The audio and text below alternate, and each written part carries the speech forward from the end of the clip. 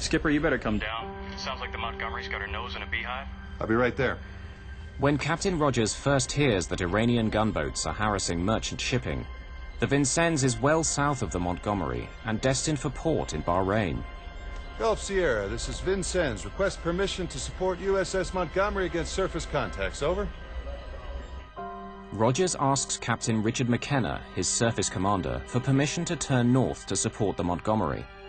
But McKenna only authorizes him to send his helicopter to investigate. Roger that. Vincennes out. Vector in, Ocean Lord. But Captain McKenna is later startled to discover that the Vincennes has turned around and has closed on the Montgomery's position. He orders him to leave the helicopter in place and turn back immediately. My own personal opinion is it really did feel that they were looking for action when they went to see the Elmer Montgomery. My own feeling is that the situation was not out of control. It was really my call, and yet, even though they were assigned another station, they took it upon themselves to be there. And to that extent, I feel that, you know, I mean, that's where the general feeling, and not just my own, comes that maybe they were looking for trouble. Jesus!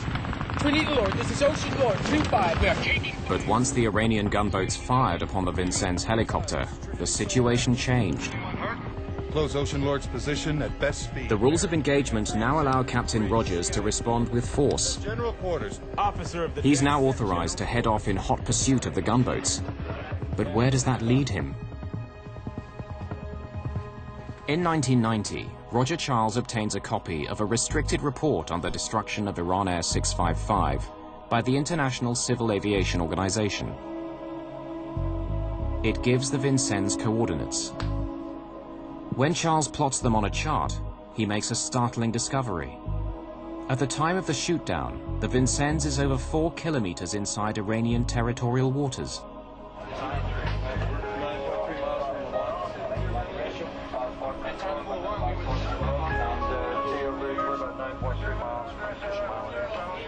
By chasing the gunboats back into Iranian territory, Rogers inadvertently places his ship directly in the flight path of Iran Air 655.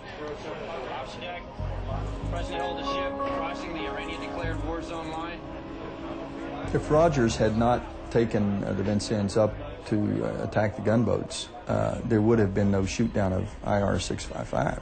I mean, that's clear. There would have been no ongoing surface action. Rogers would have had his radar screen set for the air side of things.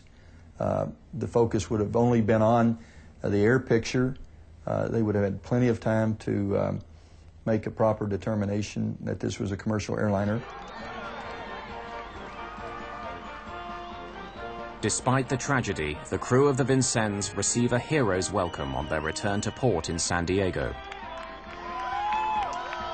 Any ship in the Navy is a multi-mission ship. Captain, do you wish to engage the target at 20 miles?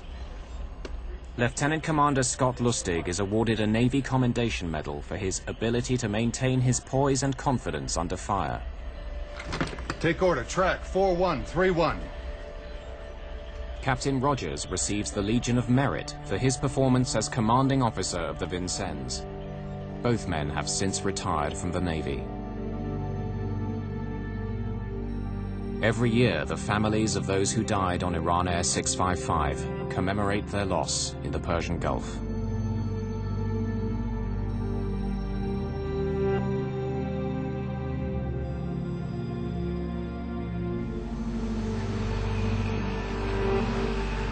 For Hussein Rezaian, the brother of Flight 655's captain, time has not healed the wounds.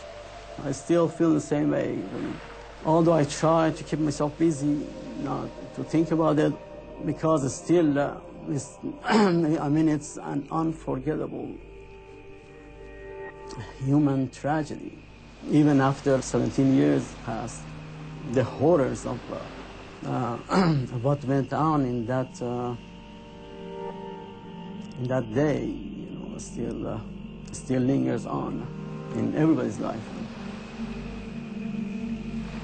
In a world where technology grows ever more sophisticated, fear, the most basic of human instincts, can create the greatest tragedies.